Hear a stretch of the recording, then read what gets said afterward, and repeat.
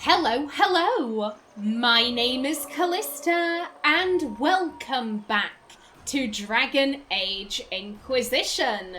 In the last episode, we returned to the Storm Coast to take out the Red Templar encampment. I have been waiting to do this for ages. If you can't remember, I have... Oh, hello. Flipping it, what in... Oh my god, Red Templars versus Bear. I mean, I'm inclined to watch this, I'm not gonna lie. I want to know who's gonna win, because Bears are really tanky now. Bears are incredibly tanky. I mean, it's doing a really good job.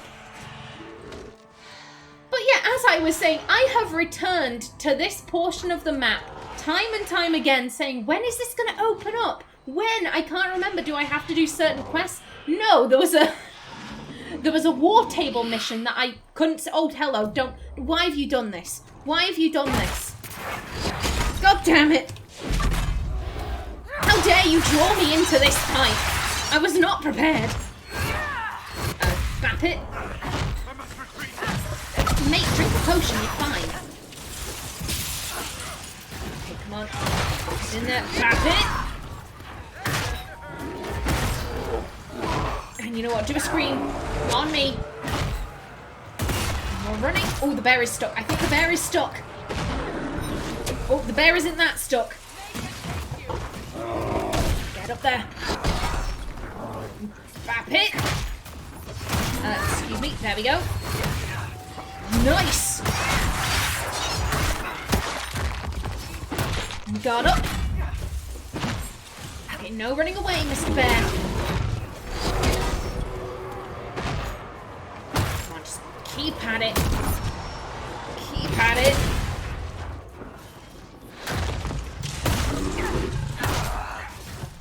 And there we go. Nice. But we'll never know who is going to win. We'll never know. Personally, I think the bear would have won that. The bear was kicking their asses. There may have been more Red Templars, but the bears are sturdy. They are sturdy animals, and they will make your day so much worse. It's just a goat. It's just a bunch of goats. We don't need to fight them, guys. We don't... Oh, hello there. You're right. I do hope the Blades of Hessarian are doing all right. We've kind of left them, you know, to their own business. I mean, they were living on the coast for a while. I'm sure they know the area very well. Oh, hello. You're right. Oh, Inquisitor. Oh. Sir. Sir, are you okay? Oh my... He was kneeling? That doesn't look like kneeling. I'd stay away from that bit of dirt. If I were you guys, it doesn't seem healthy. I'm just saying, I'd find somewhere else to stand. How far will this lyrium spread? Oh god, probably very far. Let's be honest. Oh, Red Templar key. I presume there should have been guys in here. Maybe the bear came this way. It killed all the people in this room and then made its way out. Oh, it was an ally. It was an ally of the Inquisition and we didn't know. Oh my god, I'm so sorry, bear. I'm so sorry. I promise when we return to Skyhold, we will host a funeral. Your sacrifice will be known. What a heroic bear. Oh my god. Ah, Daerwin's mouth. And again, don't mind if I do. Loot is always appreciated. Oh, pardon me, Cassandra. There we go. I thought I saw Spindleweed under the boat, but oh well. Aha, it's right there. Oh, and it's Blood Lotus. We always need more Blood Lotus. Now then, the message we received about the Templars in this area was that they had rather, you know, camped up they had got this place properly fortified, so we should be careful. We don't want to underestimate them. The Red Templars have dug in here. I'm certain Queen Anora would appreciate having them removed from Ferelden's shores. Oh, most definitely. Also, 68 out of 75. Oh, we might be able to just, you know, get this with the skin of our teeth. Oh, there are no merchants here. Oh, hello. Hello there. Guard up. And spinny spin. Move back. Stun him.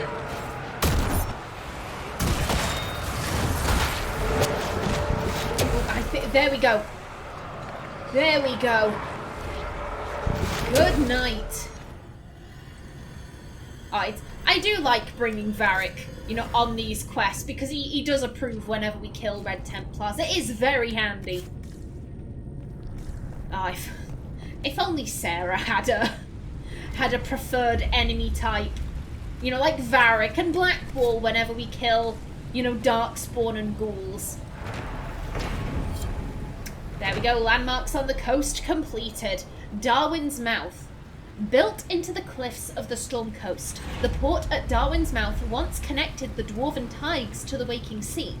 In addition to increasing trade between the dwarves and their allies in the Tevinter Imperium, direct access to the Deep Roads meant diplomats from Orzammar could visit the port without fear of losing their stone sense.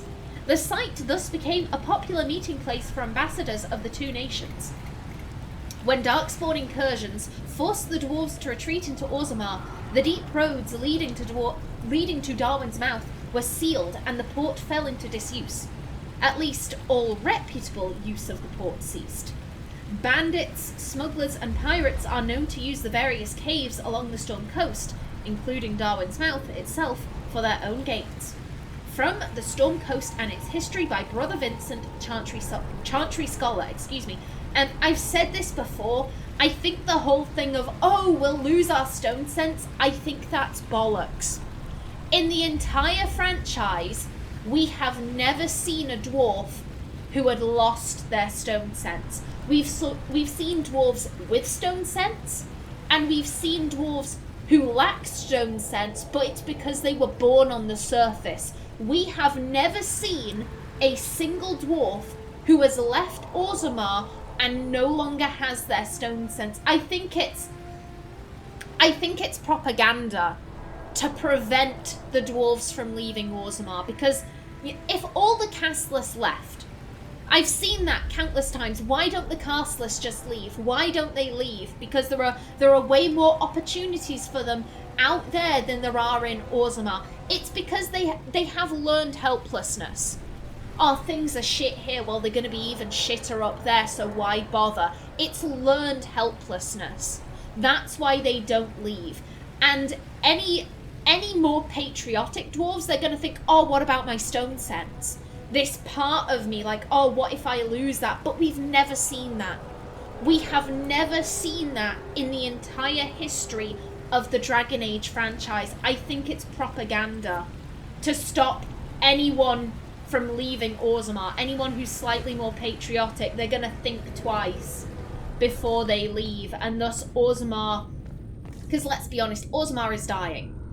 If a bunch of people decided to leave, Orzammar's society would collapse. They need to keep people afraid to keep them down there. And that's just one of the ways they do it, by saying, oh, you'll lose your stone sense, you'll lose that connection. But like I said, we've never seen that. Oh, flipping heck. God damn, it is growing like a motherfucker down here. Oh, damn. We need to sort this. We properly need to sort this. I'm trying to think which... There's no detailed map down here.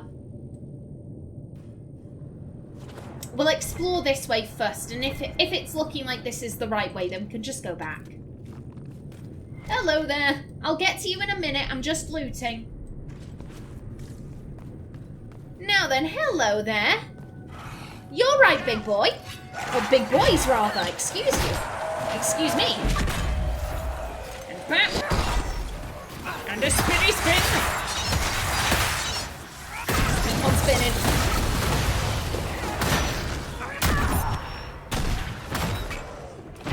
There we go. They're not so tough. They're not so tough. I know they look big and scary and just plain weird looking, but they're right. Okay, we got something through there.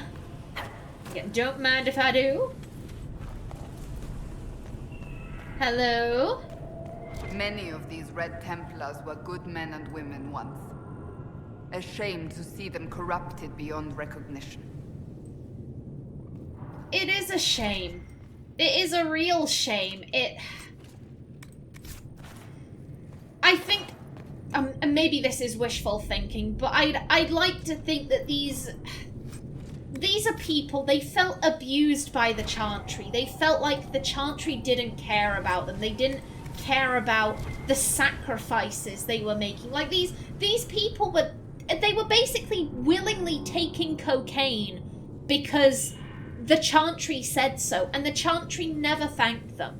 The Chantry never really did anything for those Templars that had given their lives and done so much and lost so much, who were, you know, they had taken so much lyrium that their memories were starting to go. And what does the Chantry do? Oh well, you can keep serving in some little backwater Chantry. How about that? There's no retirement home for Templars. There's no like luxury villa where they can lounge by the pool. It's more service. You're gonna keep working until the day you die. Like the Templars were right to feel angry. They were right to feel used because they absolutely were. And it's just a bad situation all around. I do feel really badly for the Templars. Unsigned journal. The red potion was bitter and burned my throat.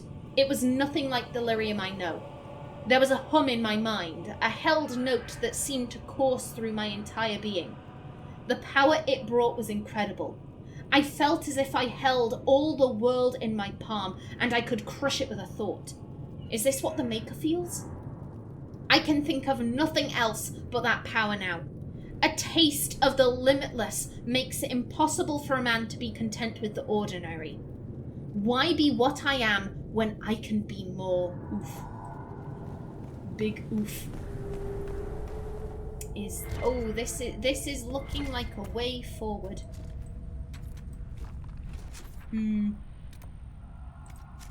Yeah, I'm inclined to go back. Okay, we can't break any of this, but we should absolutely send someone in after we leave to break up all of this stuff. We can't just leave it laying around. But yeah, as I was saying, I would like to imagine that the vast majority of the Red Templars, they were people who just felt like we've been used, we've been abused, this isn't right, no one has taken us seriously. You know, we're used like workhorses by the Chantry, and they're not even thankful for our sacrifices, so we've been pushed to this. I'd like to think it was that, and not, you know, a bunch of people being like, oh yeah, let's go fuck shit up. I know that will be some of the Templars.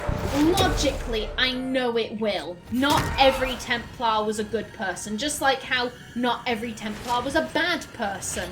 But there has been so much focus on the mages and their suffering, and quite rightly so. The mages are prisoners. The mages are prisoners, but the Templars are being abused by an organization just like the mages. It's not a cut and dry situation. There we go. Hello. And I feel like there should be a mosaic piece down here somewhere. Oh, we are not gonna be able to get through this without destroying something. Damn. Bugger. Ah, well. Serves me right for not clearing out my inventory back when I was in Skyhold, when I had the chance. And you're coming too, but you will be safe from the purge. Hello? Yeah, ooh, hello. Lots of money down here. Flippin' heck. Solus, the dragon Corypheus commands, could it truly be an archdemon? One assumes that if it were, we would be facing a blight. So what is it then? A corrupted dragon? Simply another darkspawn? It is connected to Corypheus. Such a relation goes beyond mere control. It is a bond. It makes you wonder if that's all the archdemons themselves are. Pets to beings who no longer exist. I would not go as far as that. This dragon is a replica, spawned from a creature who aspires to greatness.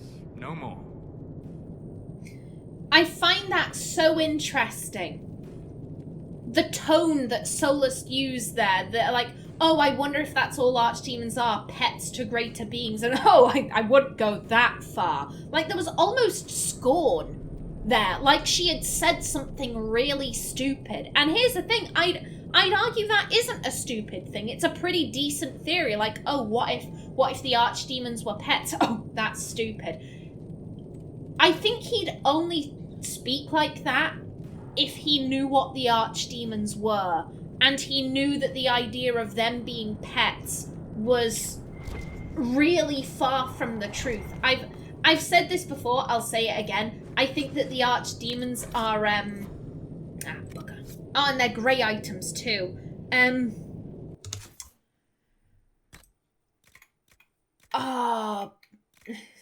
oh, hello.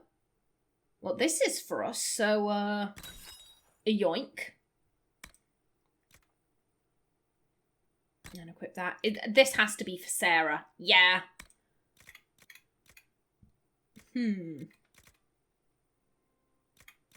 Oh, hello. Superb ring of armor penetration, and we have a 5%er, so yeah. That one can go. You can come on. And we'll destroy these grey ones. There we go. And I'll read this, and then I'll go over what I was saying before. Surface dwarves.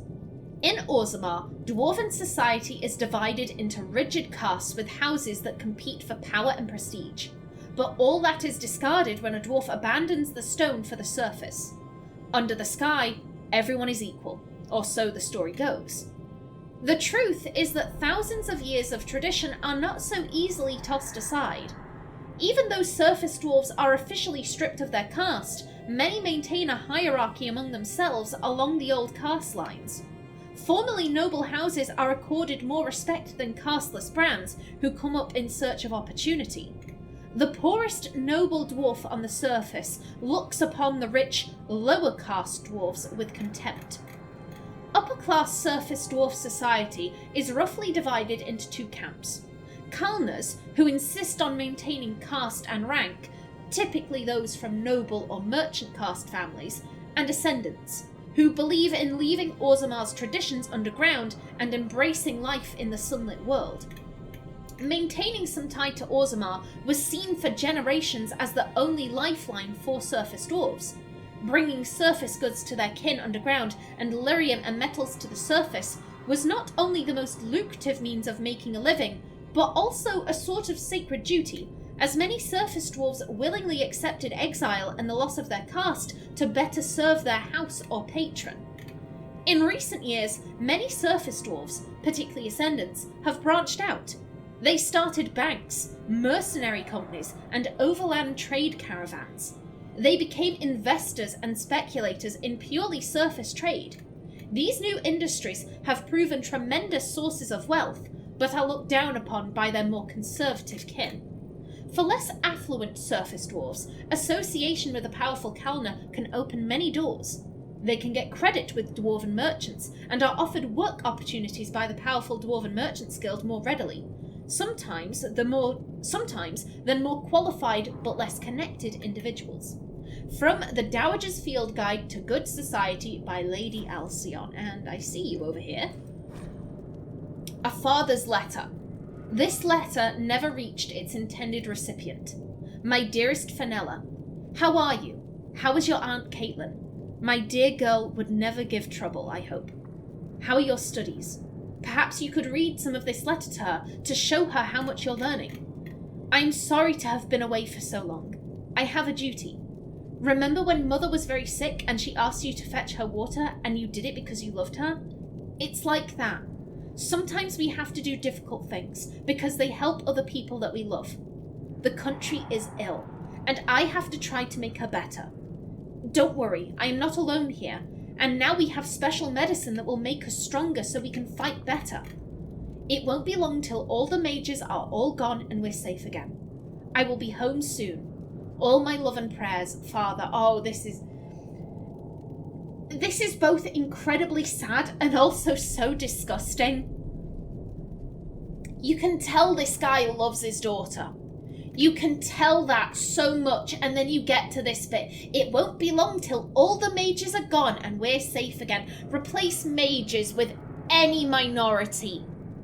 It won't be long till all the gays are gone and we're safe again. And Oh,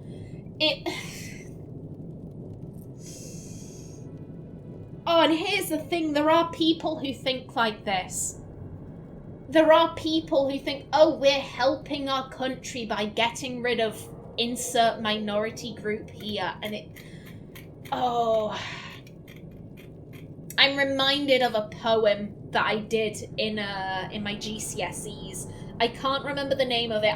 I've talked about this poem before because it is one of my favourite poems. It talks about watching vultures picking over the dead. These disgusting creatures in their carnal house, picking at an eyeball of some bloated carcass, and then they fly back home to their nest where they preen each other with such love and affection, and they snuggle down for a nap. And then we think back to the commandant of Belsen camp, which was Belsen was a concentration camp in World War II. And he has the stench of the ovens and the smell of burning flesh, and he stops by the sweet shop to pick up his small children some toffee on his way home. The last line, it's such a good line. Should we... Oh god, I can never remember it. I can never remember it off the top of my head. Should we rejoice that in an icy cavern there can be a glowworm of love? Or should we mourn the fact that people who are capable of love should also be capable of such indescribable cruelty? It's that type of thing. This letter is so beautiful. I think it's terrifyingly beautiful. In my opinion, all of this, and then we get down to this line. It's like one of my favourite songs from Cabaret is If You Could See Her. And it's a love song, and it's so nonsensical. If you've I've seen people see this song blind, and when it gets to the final line, the gasp that goes off is Oh, it's good. Which is the way forwards? God damn. We'll go this way. We'll stick to this way. Hello. And map. That should help strengthen the veil. Aha, this isn't a way forward. It's a dead end. Hooray. But, it starts off as an incredibly nonsensical song. This man is... I'm gonna end off here. I'm gonna spend the rest of this episode just talking because that is what I am wont to do. It starts off with this guy. He comes onto the stage and there is a person. You can see the dress, but their head is covered by a sheet. And he's saying, oh, I know what you're thinking. You wonder why I chose her. Out of all the ladies in the world, it's just a first impression. What good's a first impression?